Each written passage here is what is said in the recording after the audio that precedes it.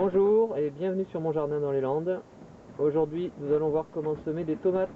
C'est la saison, on est début mars, on va le faire bien sûr au chaud.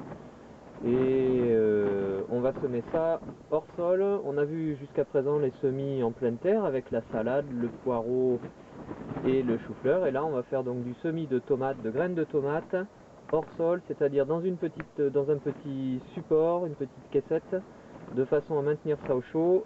Et quand les plantes auront bien poussé, les repiquer dans des godets pour les cultiver et enfin les mettre plus tard en pleine terre, au potager. Voilà, dans les tomates, on va faire tout simplement dans différents petits récipients. Donc moi là je recycle toujours mes barquettes de fraises, pardon. J'ai aussi des petits récipients comme ça de plats cuisinés, vous voyez, des choses, enfin il y a un petit peu de tout. L'important c'est qu'il y ait des trous de drainage. Ici j'ai dû les faire, ici ils y étaient. Ce qu'il faut surtout c'est que le terreau ne soit pas gorgé d'eau, donc on fait des trous de drainage. Voilà, alors dans le cas présent on va utiliser cette petite barquette qui me sert plusieurs fois, hein. Et je vais mettre deux variétés de tomates là dedans, je vais séparer en deux. Et puis je mettrai donc ensuite, comme je disais, au chaud à l'intérieur dans la maison, au moins à 19-20 degrés, de façon à favoriser une germination rapide. Et une fois que ça germera, par contre, je devrais les ressortir pour éviter que ça s'étiole. Donc pour le semis proprement dit, qu'est-ce qu'il nous faut? Un récipient, du terreau, des graines. Alors là, vous avez vu en introduction des graines que l'on achète dans le commerce. Moi ici, j'ai récupéré l'année dernière des graines de plants de tomates que j'avais cultivées dans mon potager. Alors l'intérêt, si vous voulez, c'est que donc c'est des graines de plants qui vont avoir été cultivées dans mon sol, donc avec le terroir de mon jardin. Et donc normalement, peut-être que au fur et à mesure, l'année prochaine, j'essaierai à nouveau d'en récupérer d'autres. Et peut-être qu'on aura une adaptation. Il suffira de sélectionner les plants les plus vigoureux, qui nous font les meilleures tomates et qui résistent le mieux aux conditions de culture que l'on a, notamment la sécheresse, et puis aussi un sol sableux et acide, notamment. Voilà. Alors ici, on a de la cœur de bœuf et de la Quere de Ponente. C'est une variété italienne. Je ne sais pas si j'ai dit avec l'accent, mais en tout cas, c'est... Voilà. Donc j'avais récupéré ça. Pour les conserver, je les avais séchés, bien entendu nettoyés, et je les ai conservés tout l'hiver au frigo dans une boîte étanche. Voilà, donc pour semer maintenant, bah c'est simple, j'ai du terreau. Alors j'utilise pas, là j'utilise pas le terreau de récupération de pépinière, parce qu'on est quand même sur des semis et en hors sol, et je préfère éviter les problèmes de maladie, et notamment de fonte des semis. Donc ce terreau là, c'est un terreau potager du commerce, dans lequel il y a de la tourbe, de l'écorce de pin compostée, un petit peu de fibre de bois, du sable aussi, et peut-être un peu d'engrais, mais ça n'est pas important quand on fait des semis, l'engrais, dans un premier temps. Voilà, donc tout simplement ce qu'il faut faire, on va au niveau de notre barquette ici, on va opérer deux couches principales. Au fond, une couche d'éléments grossiers. Alors là je vais tout prendre, je pourrais tamiser un peu, prendre des éléments grossiers. Ces éléments grossiers servent au drainage, parce que, je répète, il ne faut pas qu'il y ait de stagnation d'eau, il faut vraiment que le terreau soit humide mais pas trop. Donc éléments grossiers, autrement dit, je prends comme ça, je remplis. Alors vous voyez, en éléments grossiers, j'ai notamment des morceaux d'écorce, hein. Voilà, je remplis bien, je vais arriver à un certain niveau. Je fais ce que l'on appelle un pianotage, c'est-à-dire que avec mes doigts, je fais un tassement du terreau. Voilà, j'essaye de faire de façon à ce que ce soit le plus plan et net possible. Ce que je peux faire, c'est que j'ai ici une petite cale en bois, une petite planche qui me permet d'arraser le tout. Voilà, ça c'est ma première couche d'éléments grossiers. Et ce que je vais faire, comme la graine de tomate est moyennement fine, on va dire, je vais poser sur le dessus une couche de terreau que je vais avoir tamisé, donc qui sera plus fine. Alors pour tamiser mon tamis, et je passe ici ma deuxième couche pardon, d'éléments plus fins, de façon régulière. Alors cette couche-là, elle peut faire à peu près 1 cm, c'est pas plus mal, pour accueillir en bon lit de semences les graines. Voilà, on voit que les éléments sont beaucoup plus fins quand même. Je ne sais pas si c'est net. Et là, bien sûr, je vais araser tout ça de façon à avoir une surface la plus plane possible. Et je la tasse un tout petit peu. Le tassement ici, c'est pas le plus important. Voilà.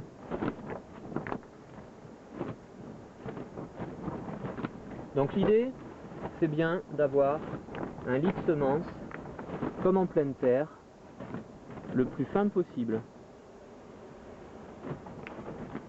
Et donc sur ce lit de semences, je vais répartir mes graines à la volée, comme on l'a vu déjà sur des semis de salade par exemple, de façon à ce que les graines soient positionnées sur le sol et on évite de faire une grosse densité de graines, toujours pour les mêmes raisons, de concurrence de graines et de maladies, notamment de fonte des semis.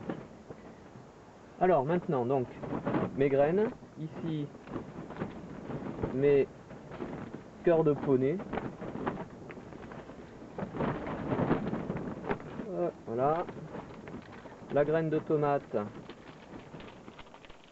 ça ressemble à ça, je vais vous les montrer, voilà à quoi ressemble de la graine de tomate, voilà, c'est moyennement fin quand même, hein. Vous voyez une graine de tomate, on la voit sur le bout du doigt. Vous le voyez bien quand vous mangez des tomates, les graines apparaissent. Souvent elles sont enroulées, enveloppées d'une pellicule un peu visqueuse, c'est une protection. Une fois qu'on les a nettoyées, qu'on les a fait sécher, ça donne ça. Voilà, et maintenant pour les semer, alors il faut bien sûr que je développe, enfin que je détermine ici mon milieu. Ça c'est pas compliqué, hein. Dans un premier temps avec par exemple comme ça, je peux faire une séparation, voilà, et là je vais semer une trentaine de graines ou une quarantaine de graines. Alors si je peux vous présenter ça comme ça, ce sera peut-être mieux. Voilà, mon semis va se faire. Alors j'essaie, je peux, si je veux prendre le temps, répartir en faisant des lignes, pourquoi pas. Sinon à la volée c'est comme ça, hein. Des pincées, voilà voilà. Et puis après, comme on a le temps quand on est jardinier, eh bien on peut reprendre la répartition des graines. Là je compte même pas, hein. Mais je pense qu'au niveau densité on est pas mal. Alors par contre je ne connais pas du tout le pourcentage de réussite puisque ce sont des graines que j'ai récoltées moi-même, donc pas des hybrides, et là c'est la grande inconnue. Alors mes graines pour l'instant je vais les remiser ici, je les remettrai en sachet, voilà. Ce qui est important c'est de ne pas mélanger les deux variétés de graines bien entendu. Et puis ici si je veux répartir mes graines de façon à avoir une densité meilleure, là je prends le temps, je m'applique. Après ça on fait le travail qu'on veut là-dessus, hein. Voilà, bon, c'est pas trop gênant. Ça va aller, 2, 4, 6, 8, c'est bon, on a une trentaine de graines. 30 là, déjà 60 graines. Si j'ai de la chance, 50% de réussite, ça me fera 15 plants. Ce sera pas mal. Enfin, 15 plants de chaque. Alors voilà, là j'ai fait les cœurs de ponente. Pour les identifier, j'ai prévu une étiquette avec le nom. Je vais la mettre de suite, comme ça ce sera fait. Voilà, il y a le nom, la date. Je vais mettre ici mes cœurs de bœuf. Il y a le nom et la date. J'ai spécifié aussi que c'était de la récolte 2016. On est en 2017. Voilà, et là je vais semer mes autres graines, mes cœurs de bœuf.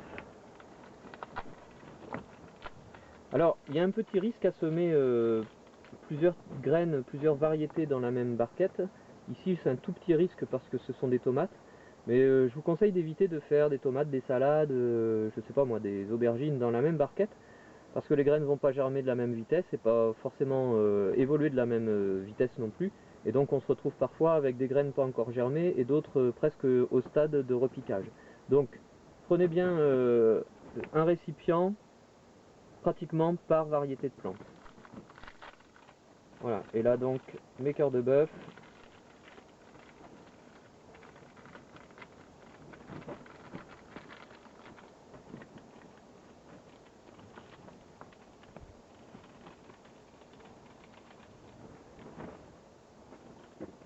Et mes cœurs de bœuf, je fais la même opération.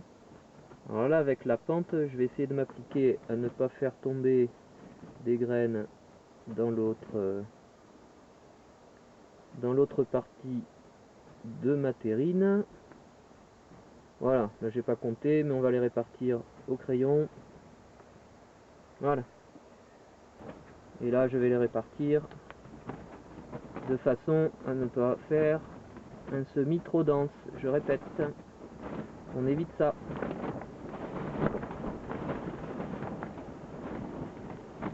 Voilà, c'est pareil, il y a une bonne trentaine de graines, hein, il y en a un peu plus même. Voilà, donc nos graines de tomates sont semées. Dans notre barquette, on a mis deux variétés différentes, hein, les cœurs de ponent, cuir de ponent et les cœurs de bœuf.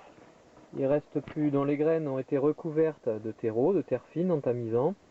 Il reste plus maintenant qu'à faire imbiber la terre bien comme il faut, soit en arrosant à l'arrosoir avec une pomme fine, soit en mettant une soucoupe dessous et bien faire imbiber. Et puis au final, mettre une plaque de verre ou de plexiglas comme on veut, quelque chose qui maintienne une humidité ambiante pour favoriser la germination plus rapide. Et ça va être mis tout ça au chaud à au moins 18 degrés, 18-20 degrés, de façon à favoriser là encore la germination.